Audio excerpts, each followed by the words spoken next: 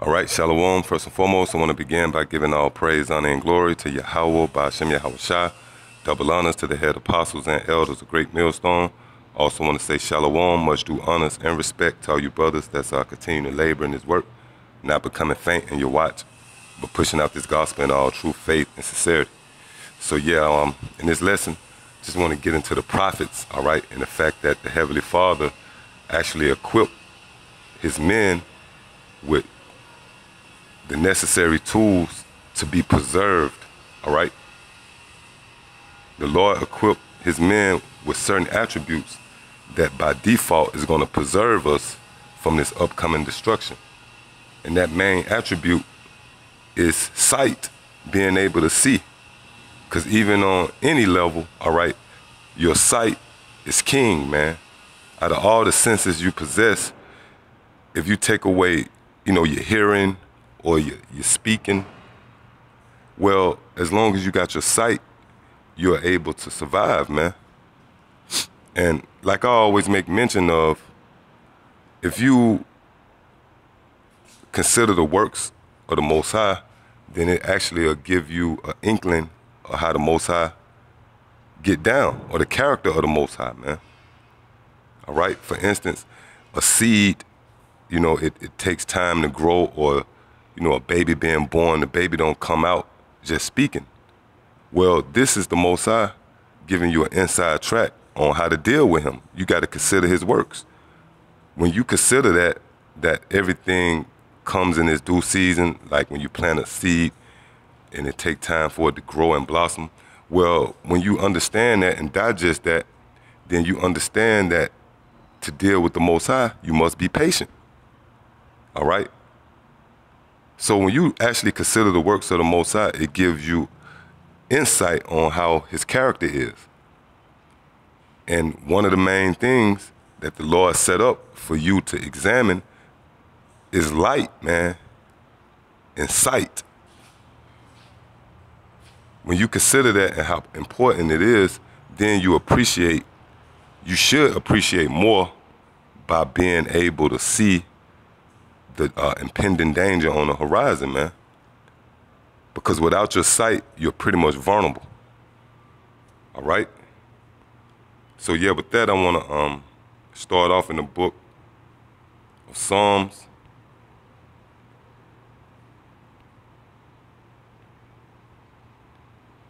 Chapter 119.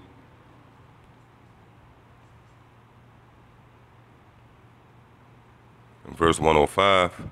Thy word is a lamp unto my feet, and a light unto my path. That is right. So this word, by you being able to digest this word and understand these prophecies, then guess what? That's a light unto your path, man. Meaning that attribute alone is enough to preserve you from danger. You got plenty of people walking on this dark path and they don't see where they're going. Just a quick illustration, if you're walking through the forest and without no light, it's all type of danger lurking, whether it's beast. You can do something as subtle as, stub your toe on a rock, man. Break your toe, twist your ankle. Now you're really vulnerable, But when you can see, when you got a light to lighten that path, then you have just been equipped with the necessary tools to preserve yourself. And that's what the Lord gave us, the men of the Lord who had his knowledge. This is Proverbs 22 and verse 3. A prudent man foreseeth the evil and hideth himself. Right, and that prudent man is pretty much the prophets. The only men that's equipped with this light or that sight is the men that can see these prophecies, man. So the scriptures say a prudent man foreseeth the evil. When you go into that word evil, it's a compound word, eve meaning time and ill meaning bad. So a prudent man foresee the bad times coming. The fact that the food is going to get scarce out here, the power going to go out at some point here in America, race riots, all hell is going to break loose out here before the fall of this kingdom. But by us seeing that one sense or that one element alone is enough to preserve us. Why? It says, and hideth himself. So yeah, once you see the danger, you're able to react, man. You can't react to none unless you recognize. Recognize and react. How you gonna react to something you don't recognize? If you know, like on a baseball field, you know, a line drive, a baseball flying at you 90 miles per hour, if you don't see it coming, then you can't defend yourself, right? So it's no different than in this truth. By us having this knowledge, which is equivalent to sight, we able to see the danger coming. And what's the next instinct? We're gonna hide ourselves, which the Heavenly Father gave us that attribute so we could be preserved. Reading on, it says, but the simple pass on and are punished.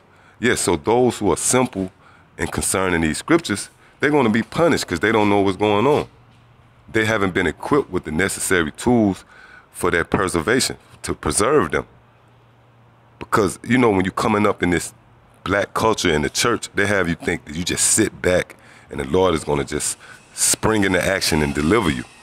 Well, it's some truth to that, but the Lord actually equips you. And again, when you consider his works, like if you consider a polar bear, well, the Lord equipped the polar bear with the necessary, necessary tools to survive those harsh, cold winters, man. It's not like the polar bear just sitting back like the Lord to keep me warm. No, the Lord gave the polar bear the necessary tools to survive. And that's the same thing with his men. And what's that main ingredient we have that nobody else have? The power of sight. Because without your sight, man, you done. You vulnerable. All right?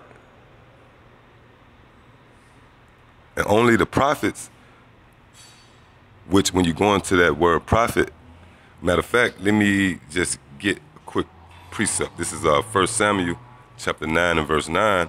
Before time in Israel, when a man went to inquire of the Most High, thus he spake, come and let us go to the seer. For he that is now called a prophet was before time called a seer.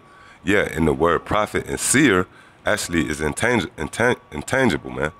Interchangeable, salaki. It goes hand in hand. So if you're a prophet, you're able to see. So being a man of the Lord is not just saying you're an Israelite, man. You got to be a prophet.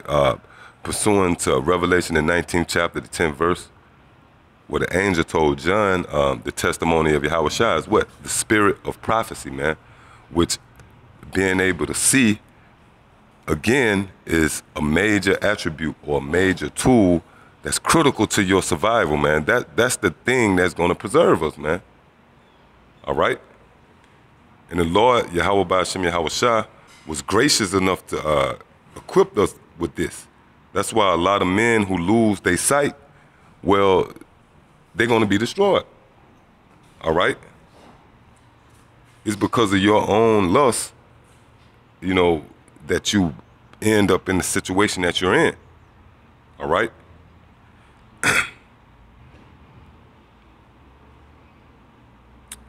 This is Matthew chapter 13, starting at verse 16. But blessed are your eyes, for they see, and your ears, for they hear. Right? And see, that eyes that they see, blessed, you are truly blessed, man. You know, and this is Yahweh Shai speaking, man. All right? You know Yahweh Shai is perfect. He know how to make a excellent or perfect, wise assessment, you know? And he came to the conclusion that we're blessed because we can see, man. And that's right. And it's not that hard to break down. Like I said, when you consider the works of the Most High, you understand that sight is major, man. That's a major component to your survival. Verse 17, for verily I say unto you that many prophets and righteous men have desired to see those things which you see and have not seen them, and to hear those things which ye hear and have not heard them. So yeah, that's the point, man. Being able to see the evil that's on the horizon, all right? Being able to be that lamp, then you good. I mean, when it's a storm, all right, all hell break loose when the power go out, man. Everybody's scrambling for a light. I don't care if you got a candle, you looking for a candle in the house, you looking for a flashlight. So with that alone, that's an example that the Most High left to let you know how important sight is, man. So spiritually, by being able to see, then you are equipped with the necessary tool to preserve you from the evil, which the evil is coming, man. Every day that go by, every day that the sun set and rise, we getting closer and closer to that great and dreadful day of Yahweh Ba'ashem Yahweh Shah. Yeah, so I hope this is an edifying lesson until the next time I say Shalom.